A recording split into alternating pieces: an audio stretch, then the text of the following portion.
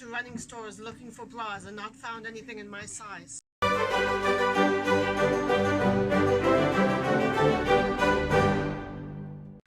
Hello everybody, welcome to another treadmill talk.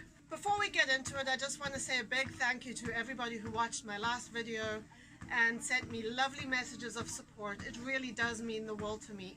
Now, today I want to tell you a story that happened to a friend of mine who I will call Beth. For a very long time, Beth struggled with exercise. She raised 3 children as a single mom. She was holding down 2 jobs plus another one on the weekends. She was caring for a parent who was sick. You get the picture. She had a lot on her plate, and anytime she was able to grab a few moments for herself, she was far too exhausted to think about exercise. When her youngest child was about 15, she was finally in a position where she was able to think about a regular active lifestyle. And she decided that she would like to give running a try. So she went to a running store to get some shoes. So she went into the store and spoke to a very nice assistant. And she said, you know, I want to try running, but I've never run before, and I'm kind of thinking that I don't really have a typical runner's body, so I don't know how this is going to go. Like, do you really think I'll be able to do this? And the assistant said, of course you can do this. You know, runners come in all shapes and sizes. Anyone can do it. And, you know, there really is no such thing as a typical runner's body. Which is exactly right. I've run many, many races over the years.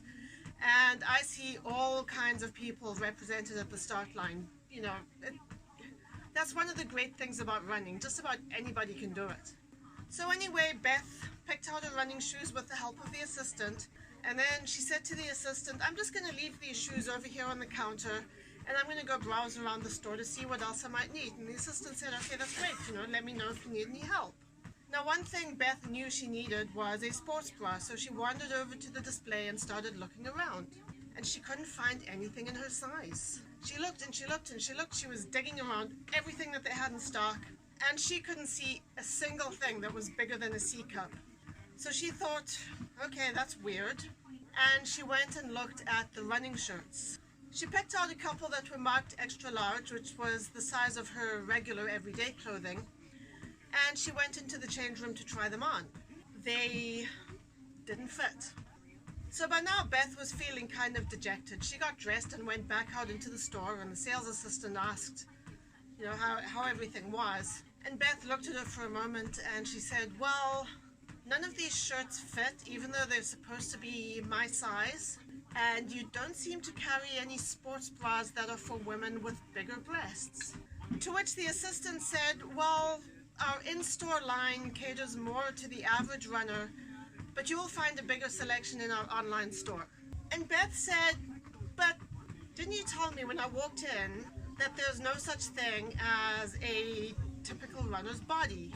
So if there's no such thing as a typical runner's body, how exactly do you determine what an average runner is? The assistant wasn't able to give any kind of reasonable answer, and in the end, Beth felt so down about it all that she just left without buying anything. She didn't even get the shoes.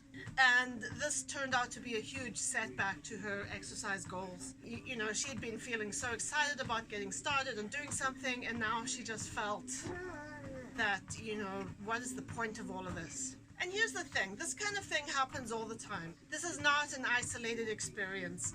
I have been to running stores looking for bras and not found anything in my size. I have had the experience of trying on running clothing that is supposed to be my size, only to find that it doesn't fit properly. And this is a problem. Forcing women to buy sports bras online just because they happen to have bigger boobs is a problem. Because no matter how closely you follow the sizing chart, there's always a chance that you will end up with a product that does not fit properly. And then you have to go through the whole ordeal of returning it and then trying to find something else that will fit better. The thing that gets to me about all of this is the hypocrisy. We tell people that anyone can run, anyone can work out. We fat shame larger people and tell them that they should be more active. But then we put barriers in the way of those who do make the effort. I mean, 2 years ago, I had 2 full months of not being able to run because I kept having to return sports bras that I had bought online that weren't the right fit. All I'm saying is that we have to be better.